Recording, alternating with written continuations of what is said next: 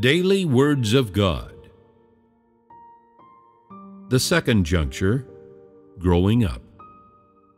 Depending on what kind of family they are born into, people grow up in different home environments and learn different lessons from their parents.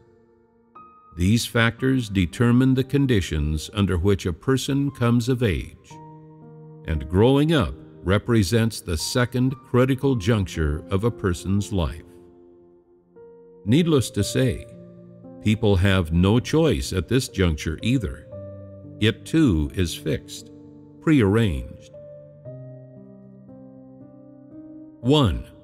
The Creator planned the fixed conditions for each person's coming of age. A person cannot choose the people, events, or things they are edified and influenced by as they grow up. One cannot choose what knowledge or skills one acquires, what habits one forms. One has no say in who one's parents and relatives are, what kind of environment one grows up in, one's relationships with the people, events, and things in one's surroundings, and how they influence one's development are all beyond one's control. Who decides these things then? Who arranges them? Since people have no choice in the matter, since they cannot decide these things for themselves, and since they obviously do not take shape naturally, it goes without saying that the formation of all these people, events, and things rests in the hands of the Creator. Of course, just as the Creator arranges the particular circumstances of every person's birth, He also arranges the specific circumstances under which one grows up. If a person's birth brings changes to the people, events, and things around them, then that person's growth and development will necessarily affect them as well. For example, some people are born into poor families, but grow up surrounded by wealth. Others are born into affluent families, but cause their families' fortunes to decline, such that they grow up in poor environments. No one's birth is governed by a fixed rule, and no one grows up under an inevitable fixed set of circumstances. These are not things that a person can imagine or control. They are the products of one's fate and are determined by one's fate. Of course, at their root, these things are determined by the fate that the Creator predestines for each person. They are determined by the Creator's sovereignty over that person's fate and His plans for it. 2. The various circumstances under which people grow up give rise to different roles. The circumstances of a person's birth establish on a basic level the environment and circumstances in which they grow up.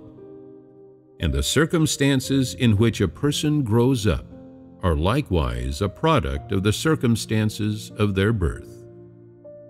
During this time, one begins to learn language, and one's mind begins to encounter and assimilate many new things, a process during which one is constantly growing. The things a person hears with one's ears, sees with one's eyes, and absorbs with one's mind gradually fill and animate one's inner world.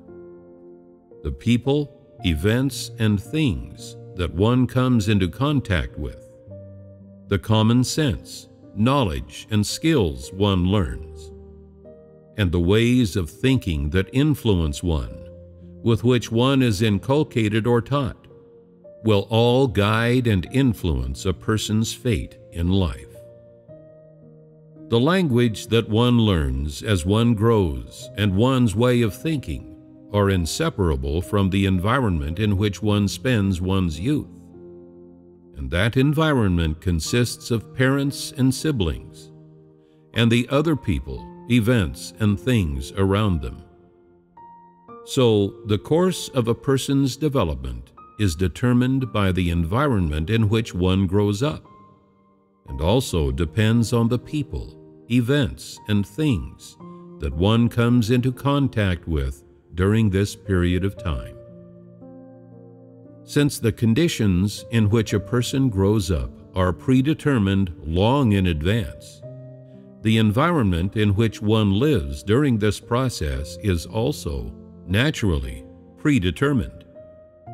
It is not decided by a person's choices and preferences, but according to the Creator's plans, determined by the Creator's careful arrangements and His sovereignty over a person's fate in life. So, the people that any person encounters in the course of growing up and the things they come into contact with are all naturally connected with the orchestrations and arrangements of the Creator. People cannot foresee these kinds of complex interrelationships, nor can they control them or fathom them. Many different things and people have a bearing on the environment in which a person grows up, and no human being is capable of arranging or orchestrating such a vast web of connections. No person or thing except the Creator can control the appearance of all people, things, and events, nor can they maintain them or control their disappearance.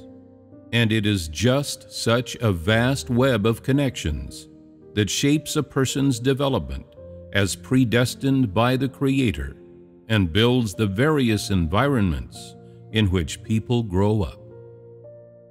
It is what creates the various roles necessary for the Creator's work of management, laying solid, strong foundations for people to successfully fulfill their missions.